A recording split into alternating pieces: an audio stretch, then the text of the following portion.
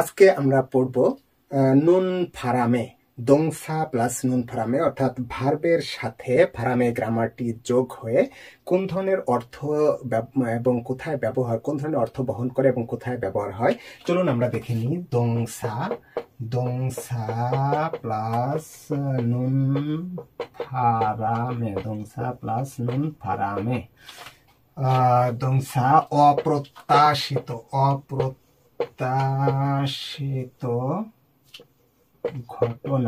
অপ্রত্যাশিত ঘটনায় ব্যবহৃত হয়। গ্রামারটি ব্যবহৃত, অপ্রত্যাশিত ঘটনায় ব্যবহৃত হয়। আনএক্সপেক্টেড রিজন, আনএক্সপেক্টেড রিজনের ক্ষেত্রে গ্রামারটি ব্যবহৃত হয় দংসা প্লাস নুন ফারামে।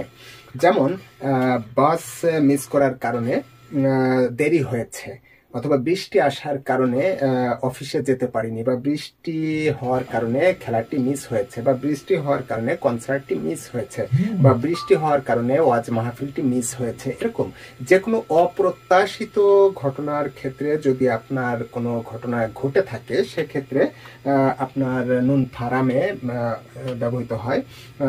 যেমন আমরা দেখব উদাহরণের মাধ্যমে। বসরুল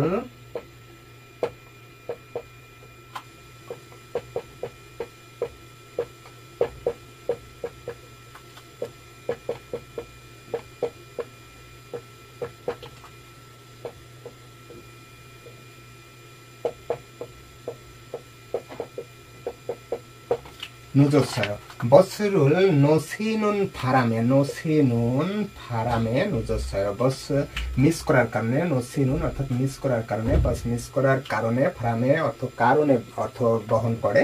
নুজোৎসয় দেরি হয়েছে, দেরি হয়েছে। আমরা আরো দু একটি ফিকা অনুন ফারামে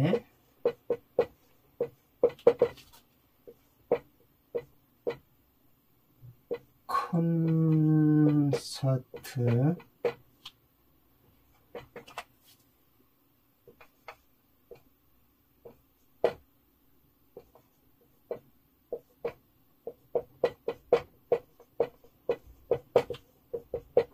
সৈসথেস요।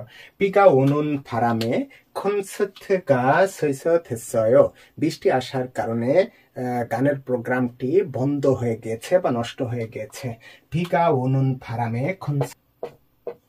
미끄러지는 바람에